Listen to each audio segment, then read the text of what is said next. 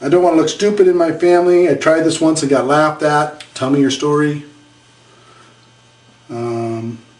I would like to try the products out first to see if they really work. I get it, totally understand. And I'd suggest that you do that. I don't want you to be involved with something that isn't really real. Let me tell you my story, what happened with the products. Let me tell you other people's stories. I want you to try the products. I want you to feel comfortable. And when you do and you have that belief, you're going to be able to go build a big business. I need to sleep on it. I need to go home and talk it over with my spouse. We talked about that. I don't know anybody. I know how you feel. I felt the same way. I didn't know if I knew enough people that might want to do this, but let me tell you what happened with me. I decided to learn the skill of finding people to talk to, and I found that. I read this book, Go Pro, and Go Pro taught me how to do it. Tell some stories of what happened with me and other people. Ask some questions. If I could show you how to never run out of people to talk to, would you be ready to get going? All my friends are poor. Then all your friends, I'm sure, don't want to be poor anymore, right? Who wants to stay poor? If your friends don't have money, then what are they probably looking for? They're looking for opportunity so they can get out of that situation. If they're hungry, that's enough, right? Let me tell you a story of this poor person that changed their life, and this poor person that changed their life, and this poor person that changed their life. So if we can together, let's go talk to your friends. Let's ask them some questions and see if they're ready to do something. If they are, then we can help them. Would it be fun to help your friends? Take those people that are poor and show them how to get out of that situation? That'd be a lot of fun. I don't know anybody. All my friends are poor.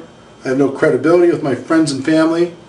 I know how you feel. Felt the same way. Let me ask you some questions. If there was a product or a company that was so credible that it helped you actually with the credibility, and I showed you an approach that would work with talking with those people without feeling uncomfortable, would you be ready to move forward? I don't know anything about this type of business. I know how you feel. Let me tell you some stories. Let me ask you some questions. When I join, will you help me? Sure. I'll help you. I won't do it for you. I'll do it with you. I don't have a car. I don't have a computer. Listen, a car and a computer isn't really the issue here, right? I get what you're saying is you have some limiting situation. But if you have enough ambition, if you have enough dissatisfaction, if you have enough desire, you're coachable enough, you're willing to work enough, you can overcome anything. The world is filled, and network marketing is filled with people who had limiting situations just like you, and were able to turn it around. And let me show you how you can do that. All right, so I have some additional questions here.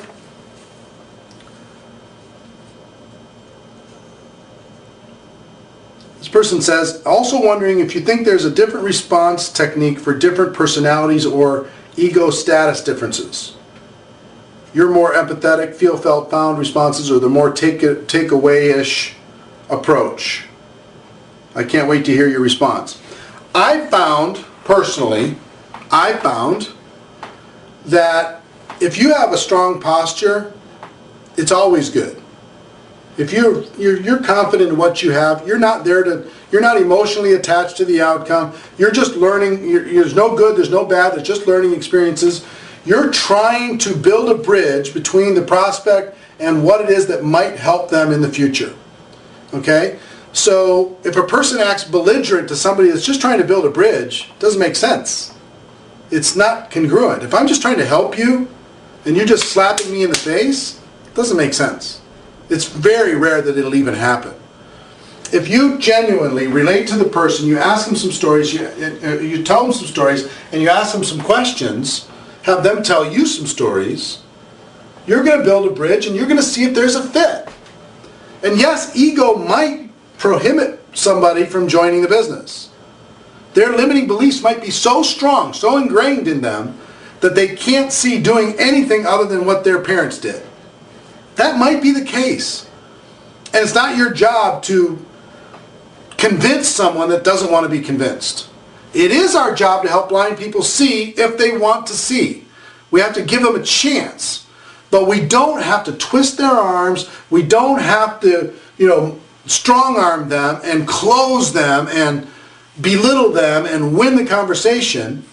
But you can be strong and just say, you know, look, I've got a great opportunity. It might not be for you. I don't know if you're mentally kind of prepared for something this different from your traditional model.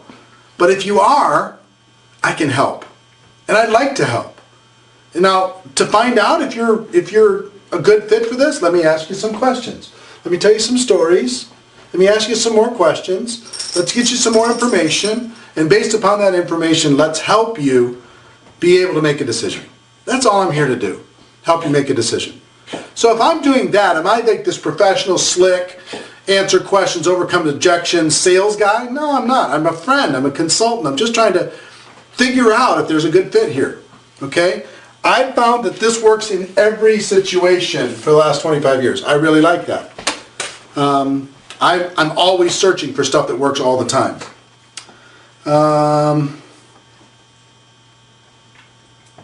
What do you say when your prospect asks what is the name of the company? I just tell them. You know, so well, you know, what's the name of the company? Well, here's the name of the company. Do you know anything about them? Have you heard anything about them? No, you haven't? Well, that's why I want to share it with you. See what I'm saying? Don't walk away from a prospect too fast. If they say, you know, look, I've got this question, I have this objection. Don't mentally shut down. Don't walk away. Just understand, okay, now the work happens. Now we're going to act as a consultant. We're going to build a bridge, and we're going to help them see and move the process forward. Understand our job is to help blind people see and to educate the ignorant. That's our job. There are no good and no bad experiences, only learning experiences. You will learn, you will get better, you will learn, you will get better. So in every situation, and my job is to try and equip you with concepts that work in every situation, and you can adapt your personality, your words to those concepts. What are questions and objections? They're something so people can sound smart, they're looking for clarification, they're trying to understand. Maybe they have a limiting belief about themselves or about network marketing. And a lot of times it's just a reflex reaction. So understand what questions and objections really are. Expect that they're going to come, but don't project them. Don't give them to your prospects. So you know, hand them over to them as a gift. Act a little bit surprised when you get an objection. And ask yourself the question internally, is it real? And what are people really saying when they're saying this objection? Okay? What are they really saying? The concepts here that will serve you are feel, felt, found, which is relate to people, relate to the prospect, relate to the question, relate to the objection, ask questions, and tell stories. You're going to be asking for clarity sometimes. You don't try to win, even though you really get passionate about it sometimes, and sometimes I don't.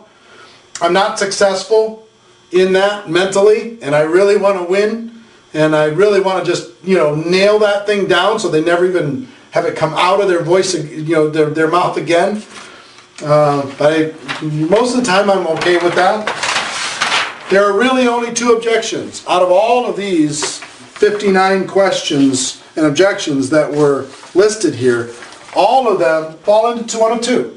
Some people have a limiting belief about themselves, or they have a limiting belief about network marketing. Our job is to help them overcome this limiting belief, because these limiting beliefs are not serving them in the new economy. They're not serving them when it comes to freedom in their life. These limiting beliefs are limiting them and limiting their future.